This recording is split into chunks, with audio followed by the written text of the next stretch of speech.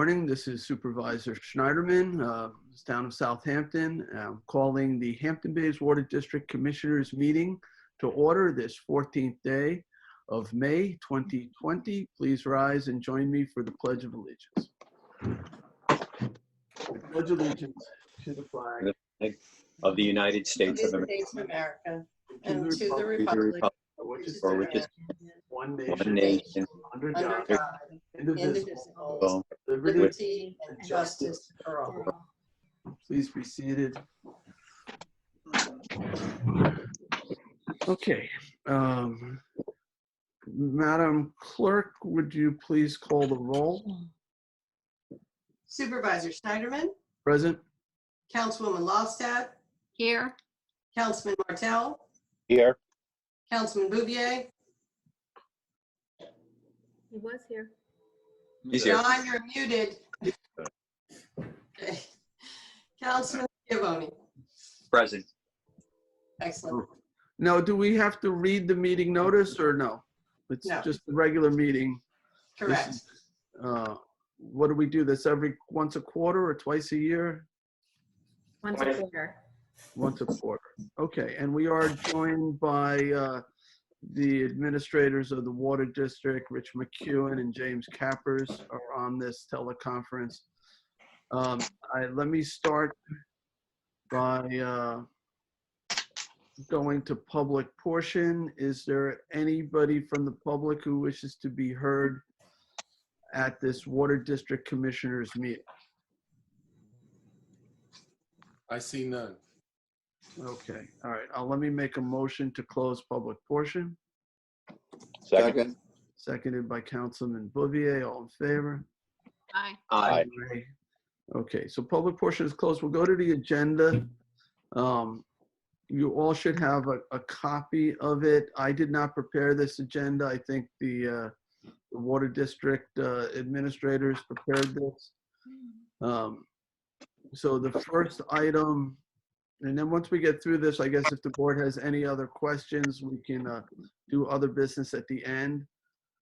First item, meter replacement. So I don't know whether James or Rich, do you, or John, who wants to start this off? I'll start. We had one of our biggest meter in the district replaced this year. The meter was roughly years old. And basically this meter wasn't recording low flow. So that means it only starts to record once there's a certain amount of GPM, gallons per minute, going through the meter. So we were losing a lot of capital through that meter. So we went ahead and replaced it. It was for an atrium. So we had that, we bought the meter, and Roadworks replaced the meter, and we've already seen a lot of consumption through the meter and accurate consumption. So we should be able to effectively pay for that meter and the cost of it within this year, just through the cost of the water moving. Okay. I know we have a projected meter replacement program, I guess, in this capital budget to start eventually, but we're going to be a little bit more proactive until that replacement program gets into place to start replacing some of our meters in the district, because they're roughly 30 or 40 years old and they're not accurate at this time. So as we get those replaced, we'll start to eventually be more accurate, and you'll see our percentage go from closer to 100%, minus leaks and flushing and stuff like that. But we should be able to get a better return on our capital with these newer meters. Now, are you just doing this for large commercial businesses? That's where Ultimately first, yeah. that's where all our large meters are from. We have another 6-inch that we need to get replaced on one of our apartment complex buildings, which is also old. And then we have one more 4-inch, and after that, it's 2-inch meters, both residential and businesses, that will start to get replaced. And do you have money? An 8-inch water main, Hampton atrium, that was out of service for these years. Do you have money in the budget for those meters? It basically comes out of our budget for Core and Main. Core and Main is where we buy our meters from.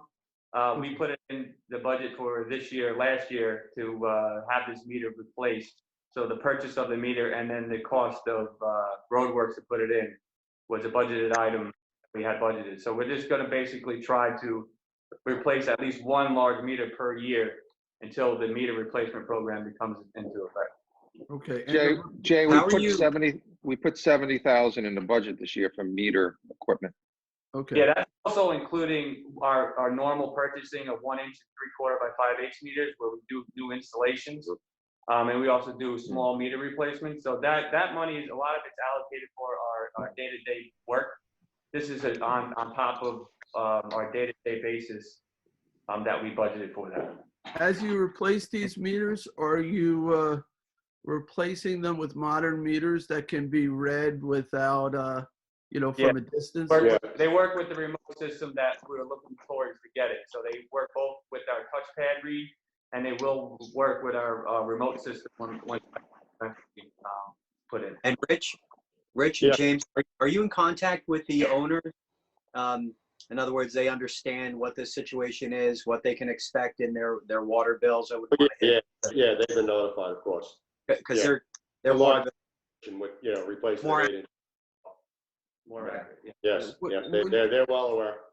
When you said that they're the same system that you're looking forward to rolling out across the water district, we haven't really had that discussion of different systems. Is it the same system that is used throughout the county, or is it a different system than the one that's used in most We- places? Use what's called census water meter. That's the majority of our new installations are done with census water meters. We've had that system for forever, and it's worked for us. So that's one of the things that we're going to like to go towards. If we don't go towards that system, then obviously these meters will have to be replaced with the new meters, whatever the board and us decide to go for it. But we did get a price. I just reached out to the company that would do the meter replacement just to see what we were looking at. And we're right on budget with this company. Eventually, when the discussion happens, we're right on budget with this company to meet the master plan's projected cost of that meter replacement. Okay, I just think we need to think in terms of compatibility. Yeah, But there's I- nothing really out there that's compatible with multiple systems. Each meter is going to want to be its own. Like nobody's going to sell you a meter that's going to be compatible with the ABB. Is not going to be census compatible. Like a census meter is only going to be compatible with a census system. What is So the right- company? What company does the Suffolk County Water Authority use on their meters? I don't know. You don't know? They don't use water meters. No. John, do you know? So the system that you have, right, I think you need to talk to John Collins for this and make sure that there's the ability to upgrade the software. The wireless connections the drive-by connections are pretty standard. It's not, the hardware is not the issue. It's probably Okay. software. I would confirm that with John Collins, and also maybe a call to Suffolk County Water Authority. John's on the call, so. Yes, can you hear me? Yeah, there you Yeah, All right, John. there. I had a little trouble getting on, but Suffolk County doesn't use census. I thought they use Neptune meters.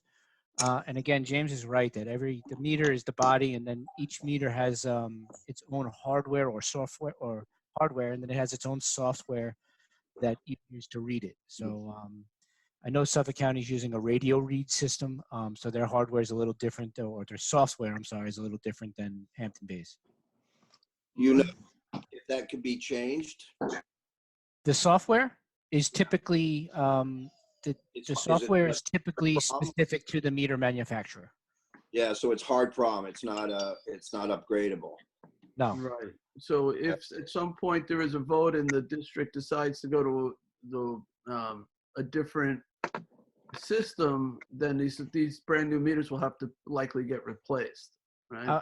I'm sure the Suffolk County Water Authority has more than one type of meter across their whole district. I know they did a large scale meter replacement 10 years ago, maybe.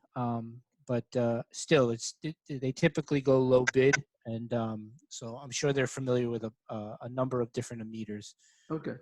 But again, they might want to upgrade it for their software. Yes. Okay. Right. They're extrapolating gallons. What is the cost, Rich or James, of that for the atrium, that 8-inch on the water meter on that 8-inch main? That was roughly $6,000 for the meter. Okay. Okay, and that's just the cost of the meter, or is that installation as well? The installation was additional cost that Roadworks had to do the installation. Who did it? The lay length wasn't the same lay length as the old meter, so they had to do a little customizing of the meter setting to get the meter to sit. And you contracted that out, is that what you said? Yeah, our contractor did that. For Roadworks, our contractor did that. Do we know the cost on that piece of it? His estimate was $12,000. We haven't received the bill, but that's what the estimate was, and the job went smooth, so there shouldn't be any increase of that estimate.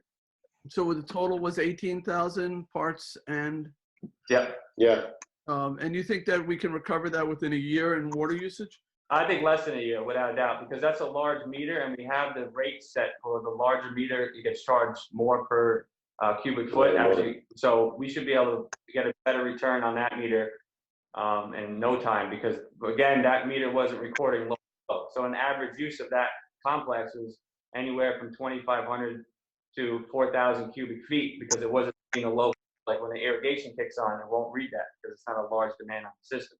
Now it's going to read, even if you open up little tiny faucets, it's going to read that. So you think, I just want to make sure I understand it, that the recovery of the costs can be achieved in 1 year. That means basically that the amount we'll collect from that complex will exceed what we used to collect by $18,000. Oh yeah, without a doubt. yes. They're not going to be happy when they get their first bill. Right. They were explained that their bill is going to be astronomically larger due to our rate change and because of the accuracy of the meter. So they were well aware, and they're ready for the surprise. Okay. Yeah, the dialysis also runs off of that. Point is, no surprises. No They surprise. know. Okay.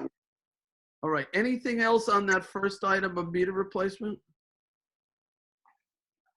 Not on that one, no. All right. So let's move on to item number 2, well rehabilitation for 2-1 and 3-1. I'll start off. This we had talked in the discussion a couple of years, Richie and I, to you guys about implementing a well rehab program. Obviously, because of the troubles that we had with the Fort Field and what we're getting into troubles now, we want to be able to rehab a well, at least one a year, whether it's in the spring or it's in the fall. We can do 2, depending on the how bad the well is, to rehab it. This year we didn't get a budget. It wasn't approved for a well rehab, so we have to basically pay for a well out of our repair of equipment budget. We do a pump test, which we will do every year. We had a pump test done on all 11 wells, including our 3 booster pumps, so 14 total. And 2-1 and 3 were the ones that needed the attention the most. 2-1 is pulling sand and bringing sand into the system. So we attacked that one first this year, and upon removal of the pump casing, the pump column, and the pump and motor itself, we found that we were on borrowed time with this well. So we're in the process of rehabbing 2-1. We have to order new casing, a new column. We have a pump since Robbie bought one a couple of years back, because it is a special handmade pump. It's a 50 horsepower submersible, and that one has to be handmade. We do have an extra one on hand, so we save money on that, but the pump end that attaches to that motor has to be custom made. We're going with stainless steel this time instead of the standard metal that they use. The stainless steel should give us, from Delta, they said that we should get at least 20 years out of this pump component-wise. Whether it has to be cleaned or not within that 20 years, obviously that's going to be decided by the pump. But the hardware and components of that well is much more substantial now, going to stainless rather than the usual metal that they use. And what's the cost? That was for 2-1? And what was the 2-1. cost? Right now, roughly it costs us a little over $19,000 for them to pull the well. That includes videotaping it, pulling it, taking the column out, inspecting the motor, and all that stuff. The new motor, the new pump is roughly $5,000. The new casing is roughly $5,000, and the new column is roughly $9,000 because of the stainless. And everything's got to be stainless, so it's a little bit more elevated. So you're looking when we're all said and done, we're looking at about $50,000 to $60,000 for this one well to get rehab. We shouldn't have a problem with taking it out of our repair of equipment budget.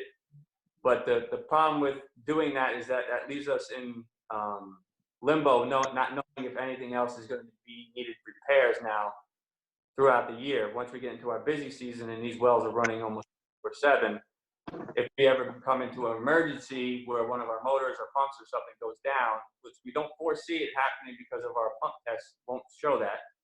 But, things happen. Now we have to hope that we don't lose out on that 50, 60 grand that we use to rehab this well. So I think it's just important for the board to know that we really need that no matter what, that $100,000 to cover our end on a well rehab every year. So we're not dipping I think into a day-to-day budget. I think we did in the longer range planning, Right. put in some money when we were trying to determine what the rates are going to be, that the operational costs were going to go up as well. Jay, I'm looking into it right now, but from the raw numbers in the budget, we put an extra 100,000 in contracts and an extra 100,000 on equipment repair in their operations this year. Okay, we did. Okay, good. Yeah, I'm trying to get the details of what was the backup behind it right now, but the number itself is 100,000 more than last year in each of those lines. Okay. Right. Cool. Question, James, Rich. This is well field 2. When was the last time that well had been rehabilitated? Do you know? 2002. Yeah. 2002. Okay, so 18 years ago. And you said it's picking up sand. Is that because the casing is compromised, or is that the well screen? It'll be the screen or the casing. More than likely, I would screen. Well, Delta has to come back, and what they're doing is they're coming back out on Friday. They have to do a rigorous brushing of the casing because there's a lot of tuberculation built up on the casing. Just the metal reaction to the water. So they have to really. That was my next question. Was if we have other wells that are similar in age and have not been rehabilitated, are they in the same condition? Is this getting some kind of oxidization, or is there something unique about this well? You may or may not know that at this point in this meeting, but that's something that I'm curious about. Well, is unique. Then it's similar to what 4.1 is like. Most of our wells are turbine with the motor above and the pump below.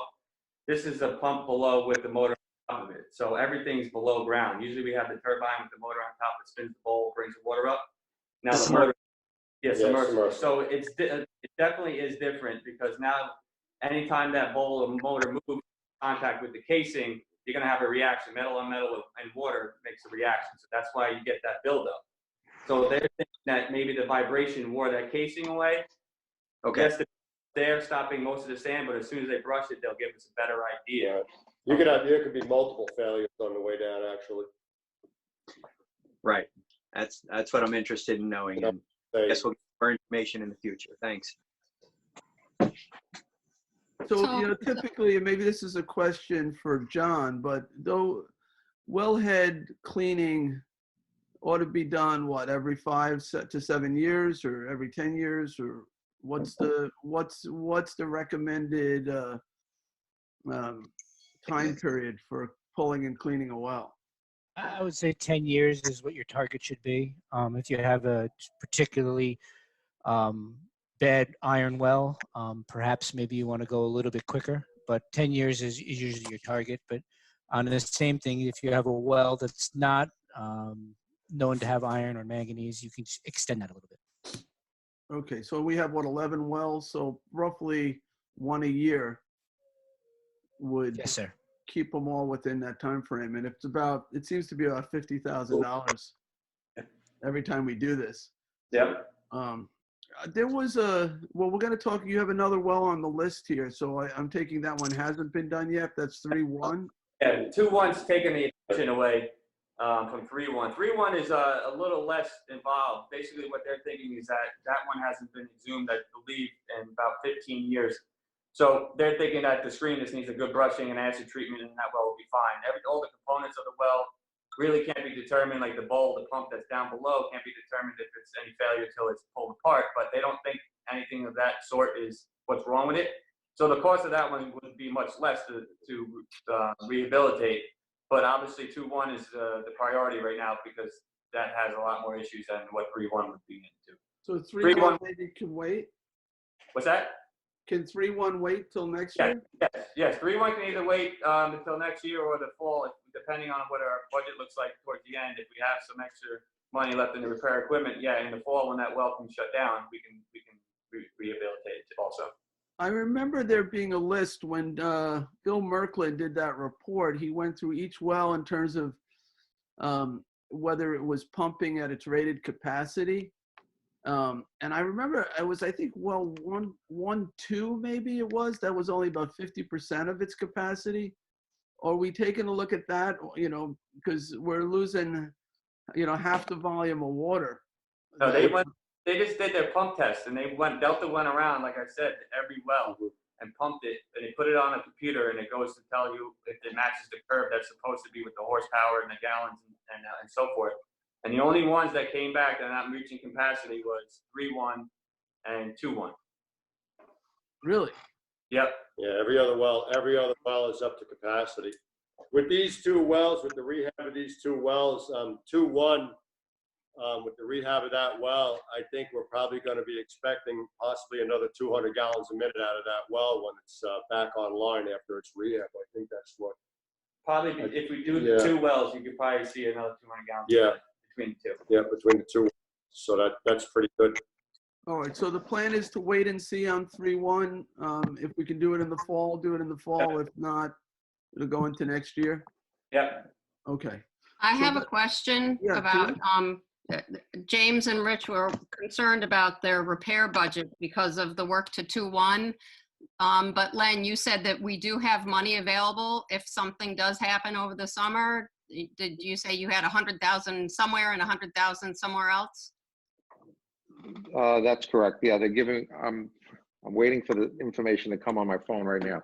Okay, just so the water district can be, you know, feel comfortable that they have something to fall back on if something happens. I believe it was 1,000 total, Julie. Is that new money over the year before, Len, or is that the old budget a little bit? No, more? last year's budget for contracts, say, had 114,000. This year, we put in 253,000. Last year's budget for equipment repair had 114,000. This year, we put in 239,000. So I'm not sure what the extra monies were. Maybe the guys at the water district know, but my folks are trying to pull out the records right So now. that's 200,000, over more than 200,000 more this year available for this type of work. Yeah, most of that money to repair of equipment went to valve replacement at the 2 field. I know we had talked to Okay. Len about that earlier. We needed those valves replaced, so that took a good chunk of that extra that we had to transfer over from our repair of equipment to contracts, increase the contract of roadworks to do that work. So that was the intention really for that. We weren't trying to rely on that money to do the well rehab. We wanted to make that so that if we have valve failures or something like that, that safety net now that we know that we can go ahead and do a full replacement without coming to you and stating, hey, we need more money for this. We kind of projected what the most cost would be for replacing something, God forbid if it was an accident. We wanted to kind of keep the $100,000 well rehab capital project as like a maintenance contract, so to speak, so that we don't have to worry about our general budget and have that. Where did the $400,000 come from for the fixing the water main under Shinnecock Bay? You appropriated fund balance. Okay, You have nothing. Yeah, we used up pretty much all our reserves there. okay. But we are trying to get that money back. Jim is on the line. You can talk to him. Yeah, I mean, the courts have been closed, so there hasn't been much going on. We filed the notice of claim against the dredging operator as well as the county. The county has a right to ask for a 50H hearing, which is essentially a deposition. You know, they haven't done that. We haven't heard from the county yet, so not surprisingly, since everything was pretty much shut down. The courts are completely shut down. Even if we wanted to file something right now, we couldn't. So, but we'll follow up on that, on seeing if we get some response from the dredging company. If not, when permitted, we'll file a claim, an actual summons and complaint against them for the amount of the damages. All right, so let's move on to the next item on the agenda, PFCs. And I take it our Field 1 is in operation now, right, with the GACs? I know that's a Yes. seasonal operation. Jay, before we do that, I'd just like to say to Rich and James that I'm real happy that well rehabilitation and regular maintenance is on your radar, and that's something that the Water District should absolutely do. Yeah, and the wells we rehabilitated in Field 4, I think Field 4-1 was rehabilitated last year. Both of them, 4-1. Have we seen a decrease in iron and manganese because of that? Well, our numbers, we compared our numbers before we did the rehab, and the numbers were high before we did the rehab. They dropped off and then spiked again and then dropped back off. So it was a big fluctuation, and it has to do a lot with the rehabilitation, disturbing the for there. But we haven't had a problem thus far with running those wells to blow up and such. That our 1.0 is right now we're at a 0.80 combined iron and manganese between both. So we're looking pretty good so far, but we'll see how much those numbers increase or decrease throughout the season as the well becomes to service more often. So we have both of them on though, 4-1 and 4-2? They're ready to run. The only one that's run so far is 4-1. We're not using enough water to run both right now, but 4-1 runs occasionally. But our last round of samples, we're at that 0.80 combined iron and manganese between the both. So we're looking pretty good so far, but we'll see throughout the middle of the season if it fluctuates with the demand on the system. Okay, and perhaps we'll come back to that later on if we get a chance to talk about the progress of the iron and manganese filtration system. I don't see that on maybe that is on the agenda on the capital projects. All right, so let's move on to PFCs. We're talking about PFOA, PFOS, and all the other analytes. There's a whole bunch of these perfluorinated and polyfluorinated compounds, but mostly we're regulating PFOS and PFOA. So what do you guys want to say about this? Field 1 is operational again, right? It's a seasonal field. That's where the GAC filter is. Running right now. Currently 1.3 is running on a daily basis. But I think I'll just one to John Collins right now. He has some information regarding the filtration and the carbon and so forth. John, you're muted. Sorry about that. We've seen an uptick in the PFOS, PFOA in the well. I think the last sample we got from 1.1 was up in the was in the 300s. So originally we were down in, if you remember, this all started 3 years ago with a hit of 76. We have pretty much gone 4 or 5 times that amount. It's okay. Our filter is still removing it to non-detect. However, with the elevated levels, as we're burning through carbon a little bit quicker, meaning that we're going to probably have to replace that carbon before next summer. And that'll be, it's something you go through the carbon manufacturer on. We could do a bid with the town, but it's 80,000 pounds of carbon. It's about $2 a pound delivered. Maybe add another 10, 20 cents to have the old stuff removed and destroyed. I thought we were going to go years before we had to replace that carbon. And we were going to go years when we had, 100 parts per trillion, or I think even the report called for 120 parts per trillion, 150 based on the monitoring well data. But we're, like I said, 4 times that now, and it doesn't seem like it's reducing. That's directly related to, I guess, the Superfund site nearby at the firehouse. So the numbers have really jumped. Yes. And so there's only so many, I guess, receptacles within the carbon structure that can hold these compounds and they fill up, and then it's also, aren't they also filled up by nitrates and other things? Because I noticed the numbers on the nitrates were a little bit higher than I would like to see there too. Yeah, the nitrates there are a little bit elevated in one of the wells. I think it's 1, 2. But the nitrates can get captured by the carbon. It kind of gets to an equilibrium where they'll initially get captured and then they'll start passing through, and you'll see the same on the influent as on the effluent. But when you first introduce water to it, We're they looking can at get what captured, yes.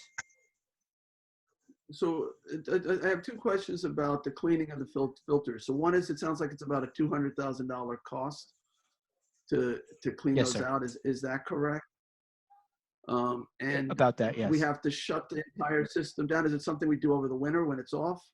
Yes. Because they'll be out of commission for a while, right? It typically takes about, give it 3 to 4 weeks. And if you're really in a rush, you could do it in 2 weeks.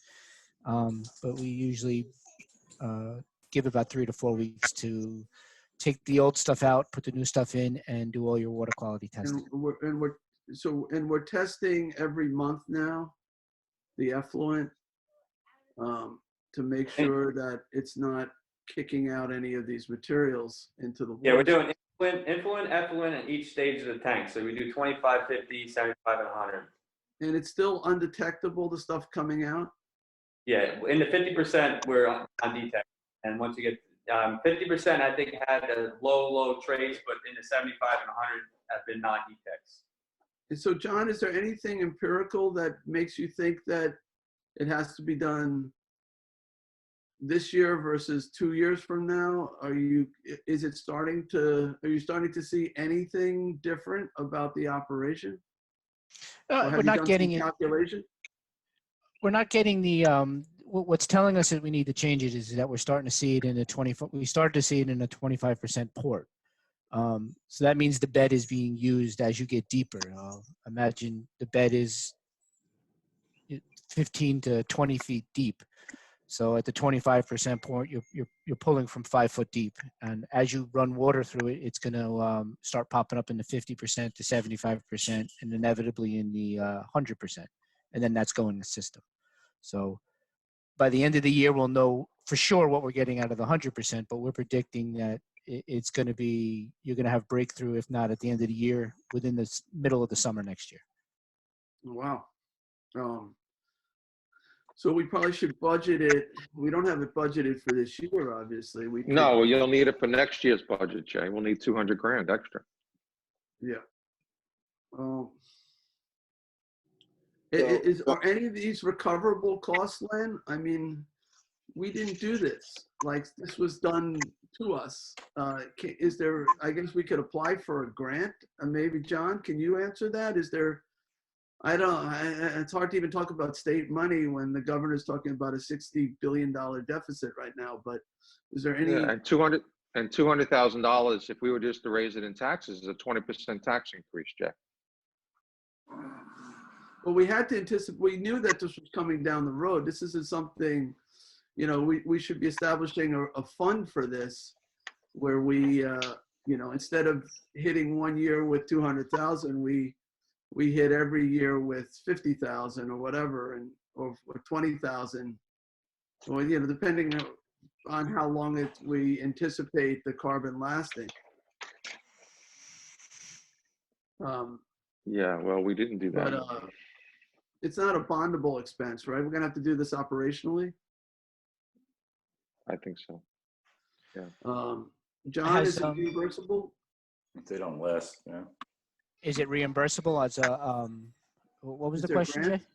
I want to know if there's other people who can pay for this other than the residents of Hampton Bays. Yeah, if you find a responsible party. So I had a question about that, John, because that's a big, that's 75% increase in traceable PFAS, right? At 300 parts per trillion. So I'm looking at the Suffolk County Water Authority maps upgrade on with the new shape files for the sub-watershed. And I'm not seeing numbers like that, although it's hard to get the, you know, the pre-filtered numbers from them. That's something to look at, because it just strikes me that that's a big, quick rise in a number. And I think we need to find, you know, get to the source. I know, Jay, we have some data that we've gotten in the town that we maybe should review in light of this to see if there's a source for this kind of spike. Yeah, well, if it's only one well that of the 3 wells there that it's showing it, maybe we try to minimize the use of that well, have that one kick on last, and maybe prolong the life of the filter. But you know, I'd have to look at well 1-1 and well one. What is it? This is 1-1-3 that's having this problem. 1-1. 1-2. Which one? Well, 1-1. 1-1. All right, so maybe 1-1 we don't use as much, but I think in the summertime we're going to need all 3. So there's probably no way around that. In terms of the responsible party, and Jim, you only go so far as you can say on the record. Yeah. But we are going after the manufacturers of these chemicals. That's correct. That's correct. I was just going to bring that up. We do have an action against the manufacturers of the products that produce what we feel is the PFAS, PFOA into the groundwater. So that's pending. You know, that might be, who knows? It'll probably be some type of general class settlement down the road somewhere. So we will get reimbursement, and we should make sure that we keep our We costs. might not definitely get reimbursed. They, you know, first they have to be found guilty and they have to have the Sure. money to pay us. But Right. Yeah, That's what I think the second part is, I think it's pretty clear. It's going to be about what's left and who's left to pay at the end of the day here. right. So there's a possibility then we'll get some money like we did with MTBE. That's correct. Okay. Should we Uh, be upping our testing if we're going to perhaps see some of that, the levels go up towards the end of this year? Should we be upping our testing to make sure that none of it gets out into the system? Well, they test monthly, and then they do, but at the end of the year, they do test all the ports so they can see where it is in the bed. So they do increase the testing as we get towards the end of the year, yes. I know we're doing testing on the effluent, the outflow.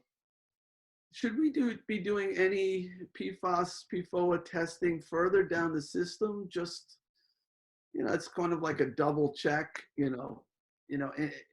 maybe at a hydrant somewhere, mid-system or at the end of the system. They did samples last, I don't know the date, I think it was June. They did perfluorinateds at an address. I'm not exactly sure where the address was, but it was all non-detect for perfluorinateds. Okay. That was a year ago, though. That was Yeah, in can we June, do- but again, we haven't had any detects on the effluent of the GAC. So the thought is that if it's not on the effluent of the GAC vessels, it's not in your system. Not going to be in a home. If it's not detectable on the supply side, it's unlikely going to find it in the homes, right, John? So Yes. I'm more Not concerned. necessarily. No, that's not necessarily true. We have seen situations where the PFAS is coming from the home itself. Maybe it's in the Teflon tape or whatever it is, but they don't really understand it. But there are some detections at homes. That's what we saw out in Sagaponic. There's no other, just one house, and we don't really know why, but it could be internal plumbing. So No, but I recognize that it's those spots or those numbers as a percentage of 300 parts per trillion are probably not part of the equation. I'm more concerned that we have this kind of spike. We put in this GAC system, with the expectation of a 20-year likelihood for it to survive until we had to change the carbon. Now we suddenly get this spike, which is unexpected. I think we need to find out. Yeah, I don't think it We was need to ever at least 20. I don't think I ever thought 20 years it would go, but I think I did think it would go, 5 to 10 years. Yeah, I think our initial projections were 5. It Yeah, was 5 to 7. I'd have to look it up. yes, but instead we're getting 2. This would be, if we do it through this year, it would be the end of 3.5 years. Yeah. 3.5 years. Yeah. So now, Oh, so also with the roughly thing half a is, the other thing, 2 things to consider here is, one is that the advisory level was 70 parts per trillion. Right. It still is. So you had a little leeway if you got, 3 parts per trillion or 4 parts per trillion in your effluent. You had a little leeway with, okay, I'm nowhere near the MCL. I'm going to shut it down just because that's what our policy is. But you had a little leeway. Now, with looking at a 10 parts per trillion, it could go from 0 to 10 in, quickly, very quickly. So that's Yeah, another I think- reason why to change the carbon out, because you never know, you don't have any of that leeway, that buffer Yeah, out. I think the board would like to use the 10 parts per trillion rather than the 70 parts per trillion as our standard, even though it's not mandated.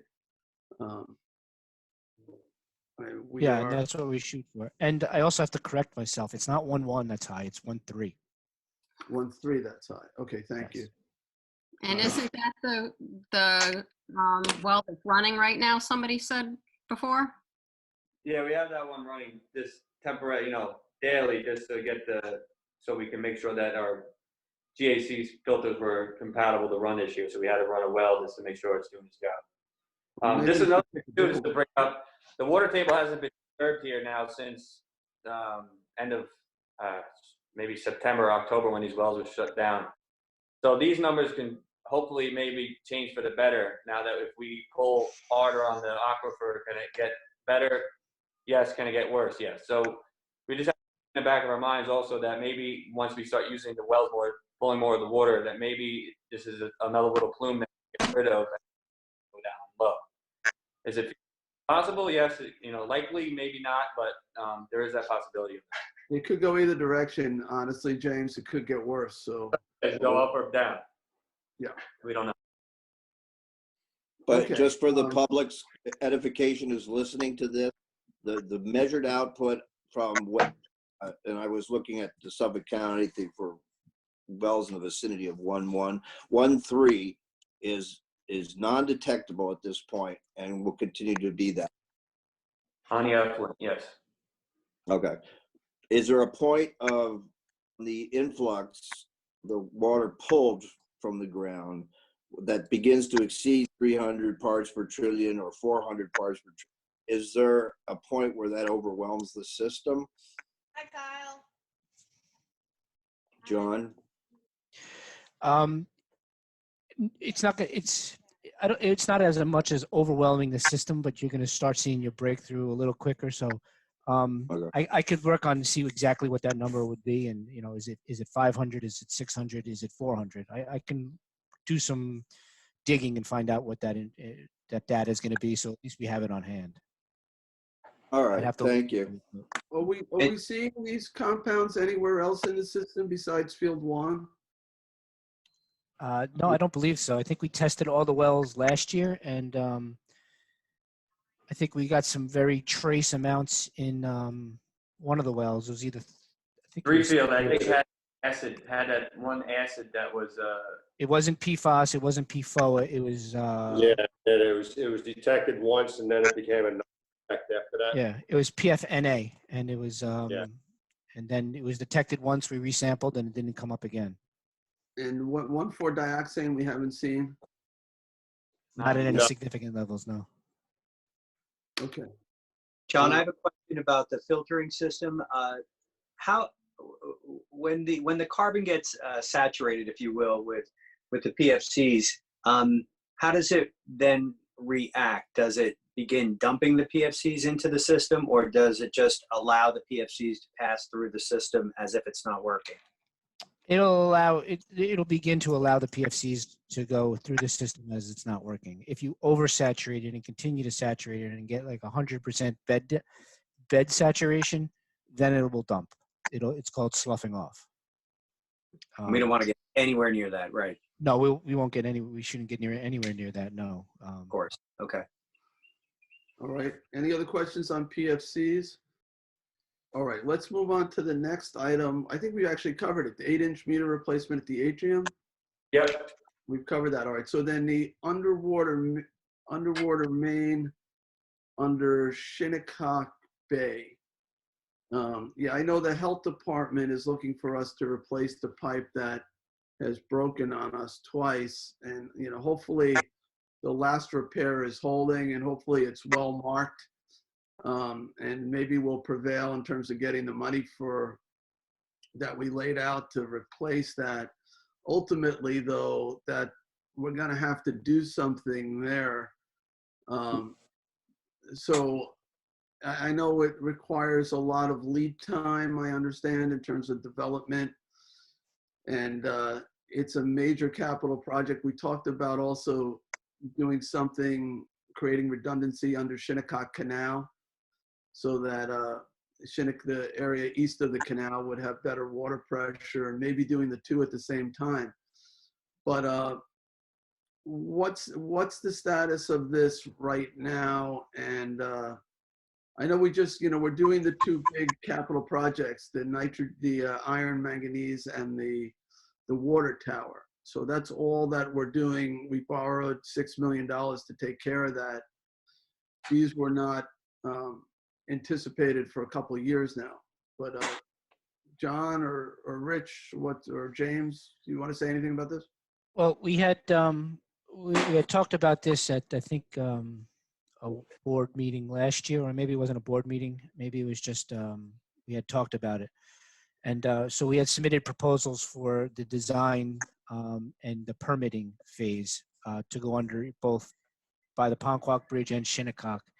And that's where it stands right now. We haven't started any design, or we haven't contacted DEC or Army Corps or anybody else for permitting wise. Okay. Well, you know, I think this is, you know, my guess, what is it, about $3 million, 3 or 4 million to do both of these? 4 to 4.5, yeah. It was 4.6 to do both. That was the high end of it. 4.6 million. It's a lot of money for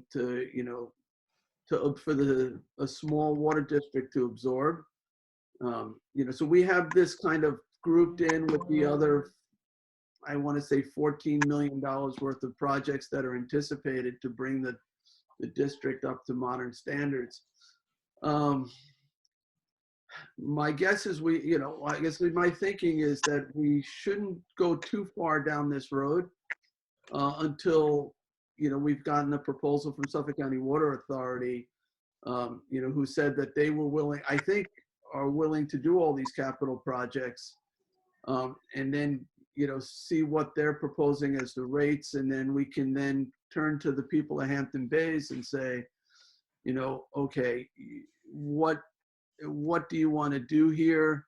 I think in general, people are pretty happy with the level of service they're getting right now. Most of the issues we've had have been addressed, though there's still some pressure problems. But you know, the quality of water, you know, with the treatment that we're doing, and it'll improve when we get the iron and manganese filtration in. But there is obviously likely a cost difference between having it local and having it regional. Give people the opportunity to vote. If they say yes, go ahead, then I think we would bond, you know, all 20 million and just get everything done that we need to get done. And, you know, and if not, you know, obviously then we wouldn't have to bond at all. Somebody else would be bonding and covering it. So I just kind of feel it's, you know, I have a fiduciary responsibility. You know, I try to keep taxes low as best I can, and particularly at this time when so many people are unemployed, that if we have a choice, now right now I don't even know that we have a choice because Suffolk County Water Authority hasn't given us a proposal. So I don't know, they're not knocking down our doors certainly to do anything here, but I think that they would, you know, they would consider it if we're interested. So I kind of feel like these two water projects are important and they should happen. And they should happen by 2022. But I just don't know that right now that the board needs to do anything. I think we should at least see what Suffolk County Water Authority is offering and then make a decision. Is it is it strong enough that we feel that we need to have a public vote or not? And then we take it from there. Jay, I agree with you on that, so to speak. That 2022 is going to come quick. So that's why we wanted to bring this up to the whole board's attention, that this is going to be a lot, this lead time to get these things. So, some people have ties to places to kind of get the permits for it. But the Board of Health, this is coming from the state. It's not coming from local. It's not coming from Suffolk County Board of Health. It's coming from the state Board of Health, that we will be fined every day out of compliance after that March 2022 date. And that fine could be anywhere from $70,000 to $20,000 a day out of compliance. That was state? I thought that came out of the county. I saw that letter. This is state. Come from the state, issued by the county. Yeah, it's come from the state and the county issued it to us. All right, so that's not a lot of time. How much lead time, John, do you need to be able to meet that? I mean, the design I could do rather quickly. My lead time is going to be on the DEC application, title and wetlands. It's going to be on the Army Corps of Engineer to get under the bay and to get under the canal. And then it's going to be on the Town Conservation Committee because they're going to need a review too. So, I wouldn't mind beginning the permitting process, but if you have to have full engineering that's going to be a problem because that's going to be expensive. We were willing to do the $6 million for those two projects because they were emergencies, right? We can't operate without Field 4 in terms of, those pumps. We need those, and we were being told we'd have to shut it down if it exceeded those iron manganese levels. And we were told that with the Bellows Pond water tower that the delamination was going to become a structural problem if we didn't deal with it. So we couldn't wait. So we agreed to pull the trigger on $6 million. I'm concerned about borrowing more than that, if the community decides to go in a different direction. So how much is the design, Jay? Do we know how much the design and permitting costs are for this? John may have that. I have it. I don't have it on the top of my head. I'm looking it up right now. That's something, I mean, if it's a couple $100,000, it might be money well spent because you're going to need that anyway.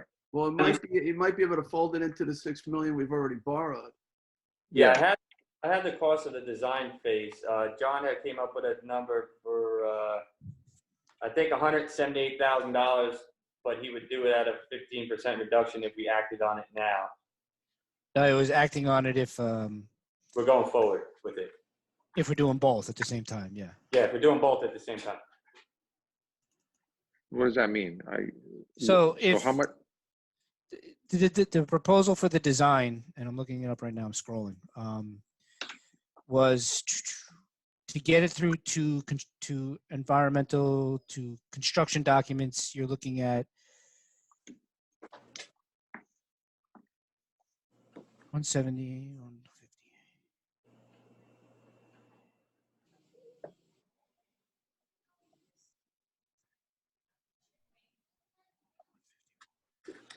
It would be about 50,000 for Ponquag, and it would probably be similar for Shinnecock, 40, 50, 64 for Shinnecock. So that's 120. Bad math. 14, but okay, close enough. But yeah, and that doesn't include any of the construction thing, like construction administration or the construction observation. We'd have to. But that would be in the next phase. We'd have to open up a new capital project, I think. But that investment would be, because whoever does it or whoever takes it over is going to need the permitting and all of that, right, Jay? Yeah, I think so. But they would probably do the design work in house. So the engineering, I don't know, I'm a little bit concerned about the time frame of it. If it's a permitting takes that long, though, could we go to the state health department and say, look, we've started the process, we're in process, we're waiting on permits, give us a break. How could you, fine us when we're moving forward? That's probably the case, but we have to have in the process. We're not Yeah, anywhere right. We'd have to now. show good faith. I don't know. Anybody have any thoughts on this? Yeah, we have to move forward on this. It's the second largest fishing fleet in the state of New York, and that portion of Hampton Bays is critical to the economy locally. It's something that we've known about. We also do have the option of connecting to the Suffolk County Water Main in East Quogue, but we're staying within district, it looks like. So we need to move We've analyzed, DeVerca and Bartolucci did analyze those two proposals and felt, I think it's a good 2-mile run. Yeah. And It's long. that the water would stagnate, that it wasn't a good idea to have, because it's such a seasonal operation there, to have the water just sitting in that pipe for so long. And the pipe would be vulnerable too because of, erosion in that area. There were some negative concerns. I think that Merklin concluded that directional drilling was the best approach to solve that problem. In terms of the cost, I think they were relatively similar, but we'd Right. also, I think they actually said the redundancy would be a good thing, if money wasn't an issue, but of course it is. But I think we can move forward with it. We have to. it's possible we can leave the pipe, the current pipe there as redundant pipe. I don't know. My gut is to take it out. I think your gut's right, Jay. Yeah. I think you get rid of that headache, and it's been nothing but a headache over the last few years, and I think it'll be a good day when we can get rid of it. Yeah, and maybe what we can do is we can leave valves on both sides that we can tap into if there's something, we had to do something there, fight a fire or something where we could Both run sides. hoses. Yeah. And the existing pipe has been compromised, and once you disturb those pipes, it's going to be problems in the future. Yeah, I guess we can scrap metal it, but we won't. It'll cost money to take it out. So. Right.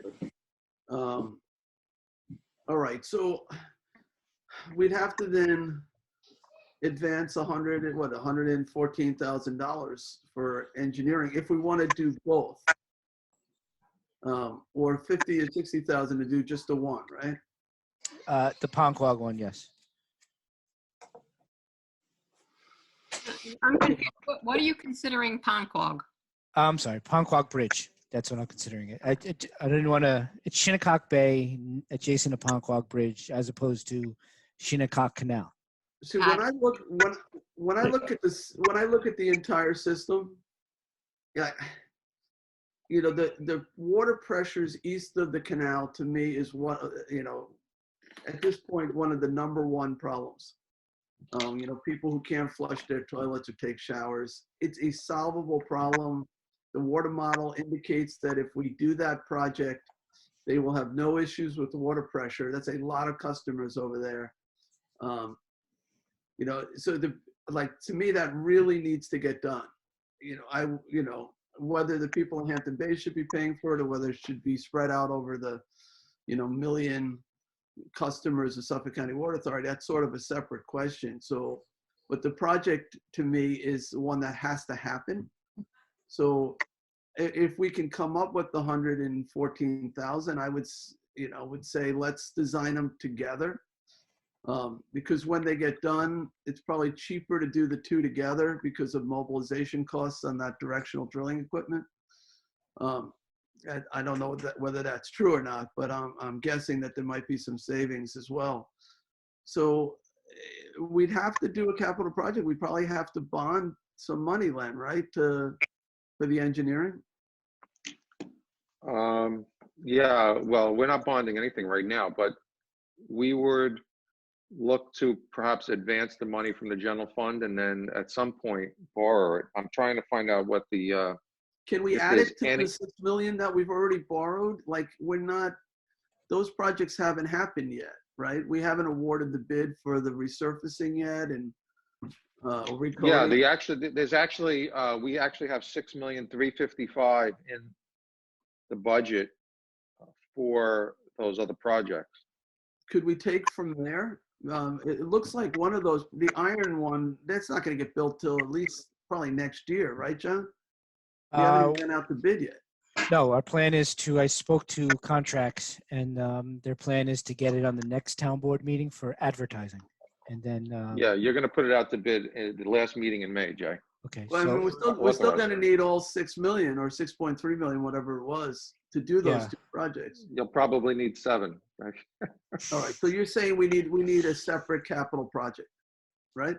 I think you're gonna need to establish a separate capital project because this is just phase 1 of the whole project. So I would set something up in phases where we started initially with design, like every other big project, design this year. And then when we do next year's budget, we include some additional money, perhaps for the beginning of the construction. And then 22 is the remaining part of the construction, a 3-year plan.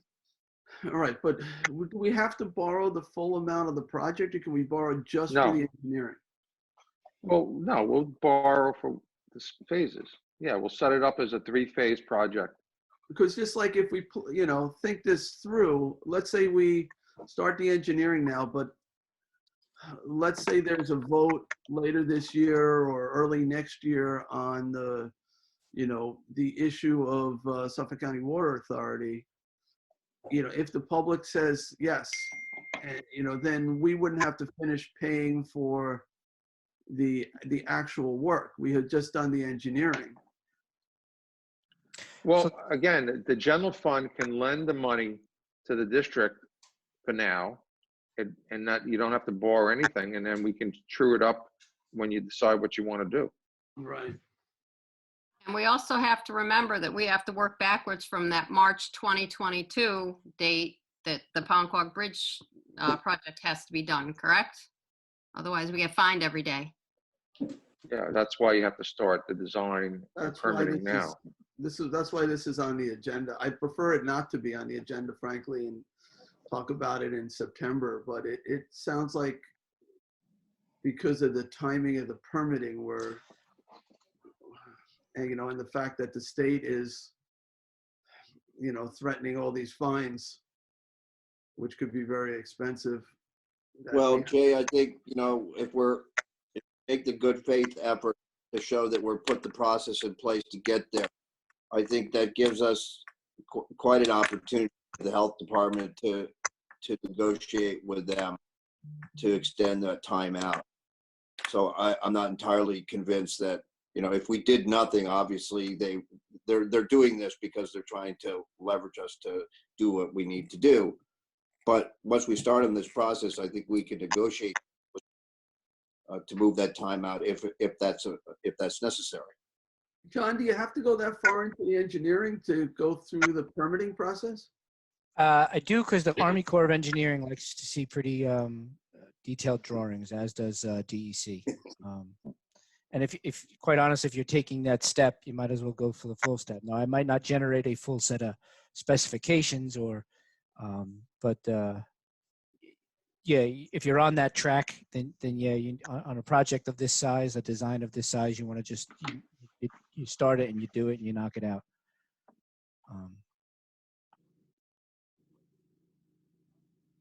All right, anyone else from the board on this? Yeah, I think, Jay, I think we really do have to get it started. I agree with Len. Maybe we can take the money out of the general budget to get it started and get the process going. That way we're showing the state that we're in good faith, making an effort for it. And I think it's got to be done. An interfund loan like that, Len, is that a zero interest loan or is there are we required to charge the district a certain minimal interest rate? Yes, Okay. interest, we have to charge interest, correct. All right. We'll probably establish, what I'd like to do is, if you guys are all on board, what we'll do is we'll get a meeting of the Capital Projects Committee together and we'll prepare, the Water District has to prepare a request for for us to start a new capital project. And we'll have the committee review it, vote on it, and then forward their recommendations to the board. We can do this probably by the by the last meeting in May. And we can establish the capital project and you folks can vote on it. All right. Is the board inclined to support that suggestion? Yes. Julie, Yes. Tommy, John, yes. John? Okay, it's not a formal poll. But It's just yeah, I kind had of- some questions about. This a is sort of number. a straw poll. So yeah, go ahead, John. Tommy, John. Yeah, I'm hearing in the mix of Suffolk County Water Authority, at least the proposal that they were giving us last year, and we're not quite sure what kind of proposal they would be giving us in the future. I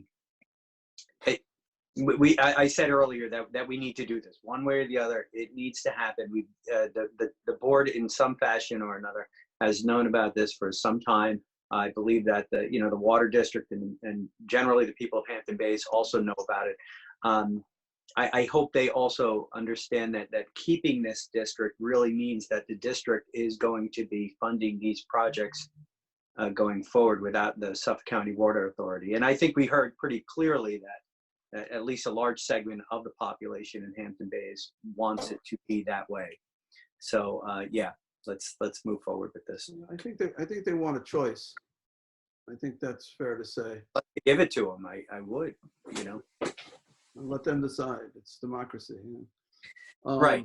But then we're going to be moving forward with this capital project, loaning money from the town of Southampton's general fund to the district, and then moving forward with the possible. The last proposal we saw from Suffolk County Water Authority was prior to the full review by DeBurco and Bartolucci in the development of the 10-year capital program. So now they fully understand what they're getting into. Before they were saying that, they would keep the rates the same. Of course, since then, their rates have gone up by about $80 a customer. Right. To deal with the 1,4-dioxane problems they've been having.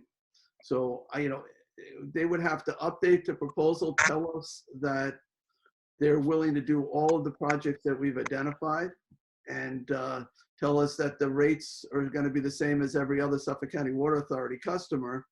And then, then we can decide whether that's something we put up to a vote. Len has already worked on what the rates would be if we keep it local. We can do a comparison, and either way, these projects have to get done. And there are obviously benefits of having a local system in terms of customer service and things like that. And just let the public figure out what they want to do, and then we move on. Either we borrow the money or somebody else borrows the money, but the projects need to happen. I think we all agree that the infrastructure must be maintained and the system must be modernized. So, Jay, we sent out Frank, we talked to Frank yesterday, and he sent an email to Jeff Zabo yesterday regarding the proposal. So we're waiting to hear back from them. And that proposal, obviously, they have to guarantee everybody is going to stay employed at an equal or higher salary, and those who don't go would come, the town would find places for them, we'd figure it out. So nobody would lose their employment, and that's important too. And there are issues still with the CSEA because it's a different bargaining unit. So we're not at, some things still have not been fully resolved. So, but anyway. Hey, Jay. Yeah, go ahead, John. It's a long way off, and it's probably not something that you're going to consider right now, but just something to put in your mind is that if you stay as the Hampton Bays Water District, Suffolk County has a surcharge for 1,4-dioxane, and it's not just for 1,4-dioxane; it's for all their capital projects. Would the board or the district consider doing their own surcharge? And it doesn't have to be $80, but it could be something less to pay for capital improvements. And we could figure out. We're doing it a little. We're not calling it a surcharge. I think what we increased the property taxes in that component, and we increased the rates by 10%, Len, and then we're doing it twice, 20%. 10 and 10, And we have already put that in place, yes. both adjustments? April 1st was the second one, I think. Yeah. So yeah, we are doing what we have to pay for these additional expenses. We're just That's not good. doing it as a surcharge. That also looks good for the district when it comes to the DEC, because the DEC wants to see some sort of water conservation, and actually raising rates is the best water conservation out there. Yeah, no, I agree with that. And then also, right, those who use more pay more. I think that's the best way to go. We also raised rates, Jay, raised taxes by almost 15% too. Right. And honestly, I haven't heard anybody complain about either of those things. So it's a good sign. I think people understood that the water rates were quite low. And, from our perspective, it wasn't giving us enough revenue to address all the infrastructure needs of the water district. So, all right, let's move on. We got the next thing. It just says capital projects 2021. I'm not sure what that is. So We kind of spoke about it. We touched on it. We touched about it with our well rehab program and moving Okay. forward. So, then let's move on to the last item, COVID-19. And we appreciate you guys. We want to make sure you know that, how hard you guys have been working. You guys obviously are critical, essential, infrastructure and public health and safety. You're our water delivery system, and you guys have to work. You don't get to work from home because you gotta come in and make sure that the water's running for people. So we first let me say thank you on behalf of the board for working throughout this pandemic. And do you guys want to talk about the precautions you're taking for not only employee safety, but customer safety related to the pandemic? Yeah, Jay, I just had one thing that we wanted to bring up. We waived the online fee for people to pay their bills, so they don't have to come into the office. Would it be okay with the board's graces to continue that? Noticed in the office, it's been a great relief in the office to not have so many transients during the course of the afternoon coming in to pay their bills. Yeah, so let me ask Len on this question, because I think that's much better that people pay that way, personally. Yeah, it's been really working out for us over here as far as having people we get hit with a 3% charge or 2% charge, whatever it is, Len would know, by the credit card companies. So that means, if everybody pays that way, we are going to not have quite as much money come in. However, we did raise rates. It may be enough to cover that. So Len, do you want to speak to that? Yeah, and part of your executive order, Jay, waived those fees. Do you remember back in March? I guess you did it. With the exception of property taxes, but yes. Yes, so I expect that you're going to do some kind of new order soon, I think. Yeah, so tomorrow. Yeah. So, and that would just continue. I think that if that continues that, then that will continue. Yeah, I'm sure that's going to continue. We want to encourage people to stay at home, but we're going to have to deal with the revenue loss. It's not going to be a lot. Yeah, the credit card fee is a little less than 2% on the transaction volume. So, whatever the volume is, that's what we pay. Yeah, I think in the future, we're going to have to adjust our budgets for this, minus 2%. Right. Of the revenue, and then we might have to collect just a little bit more to compensate for it. But we'll see where we land. So yes, we'll do that. In terms of protecting the customer, because I know occasionally you have to go to houses. Right. Are you guys wearing all the personal protective equipment when you do that? Yeah. Fortunately, we haven't very many complaints come in where we have to go to houses. That's been very low. So fortunately. And everybody within the office has the necessary face masks and things. Yes, sir. Yeah, we had the plexiglass shield installed also in the office too. As well as our sign that we have now at the building. Okay. We had Renewed, Jay, go over there to do the plastics. Yeah. barriers, just like we have out town.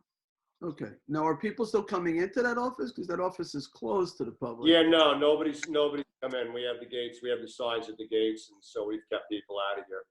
No, it's in anticipation of phase 1 reopening, Jay, which would open up some. Sure, yeah, no.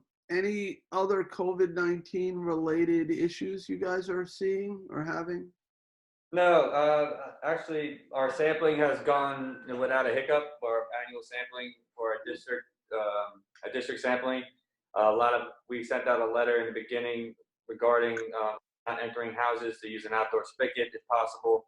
We actually installed an outdoor sampling point at the east end of our district during this pandemic, so that makes it easier. And we're probably going to move forward with installing those sampling points throughout the district, so we don't have to enter the houses anymore, only for when the lead and copper and stuff come out. They don't enter houses for meter readings, do they? That's all. No. That's all done by touch on the outside. The only time Okay. you ever enter the house is for sampling. Okay. But any house that wouldn't accept us into their house, we use a spigot, and we also use the sampling point at each of our district. All right. The guys have been good.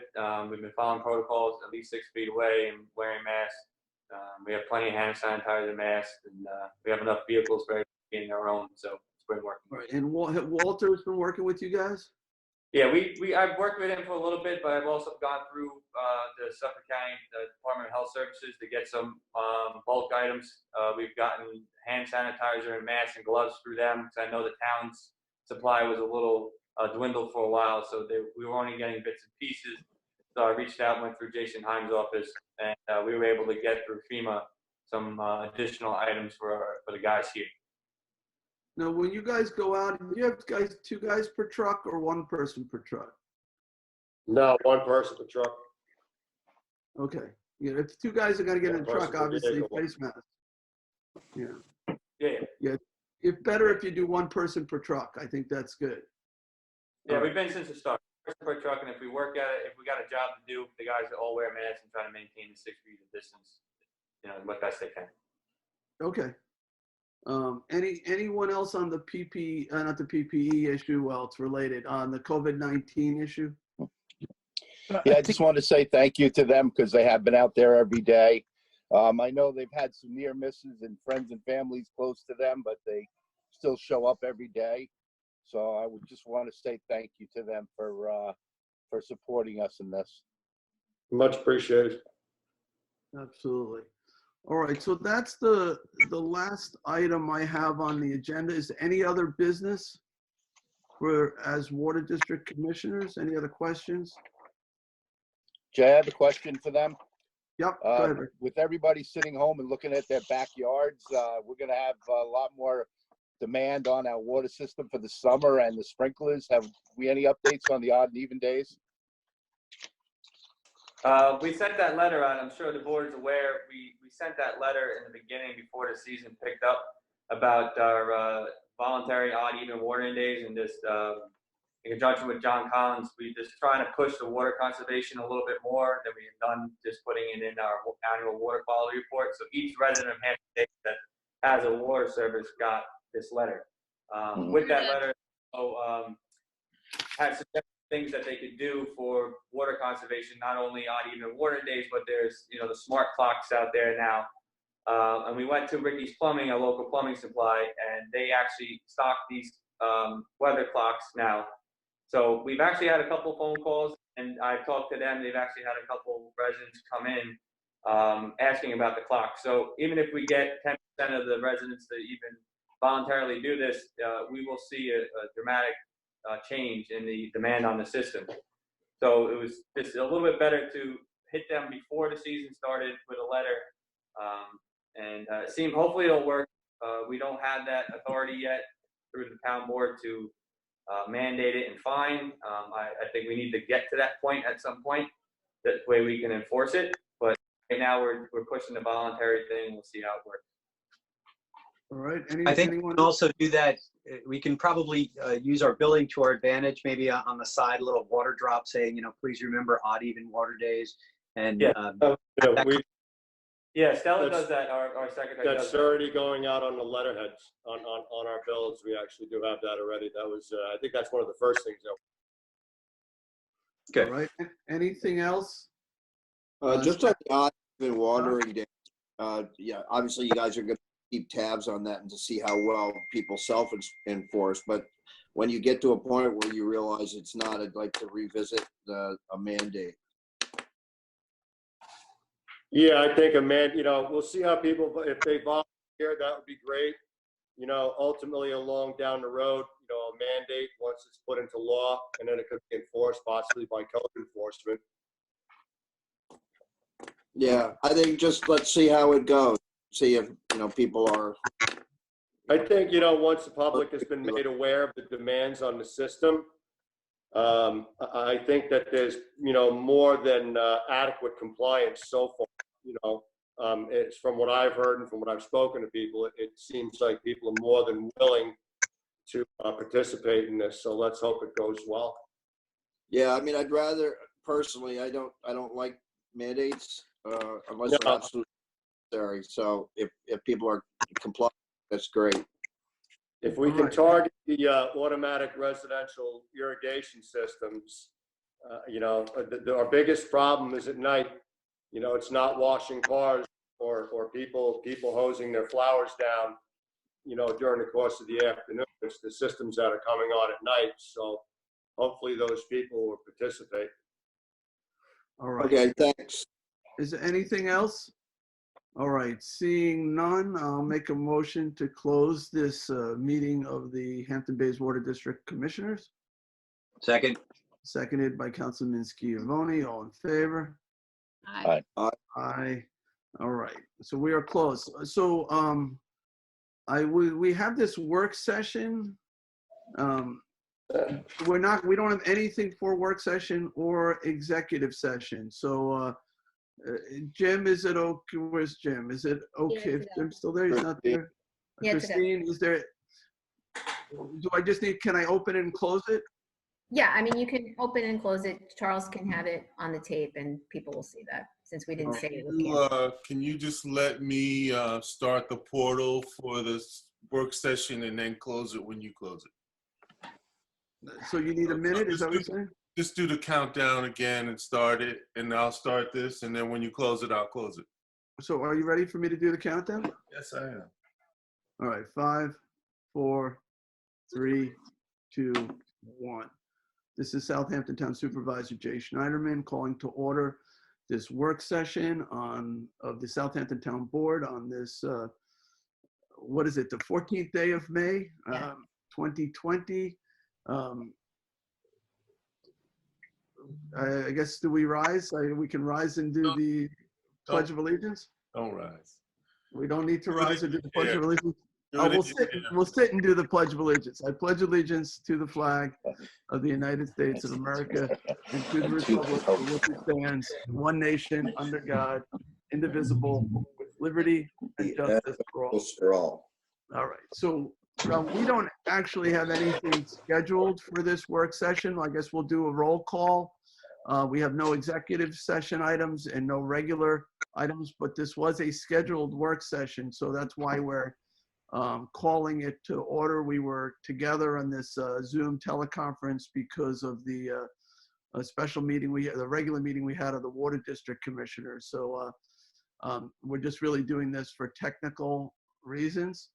So let me start with a roll call. Sunday?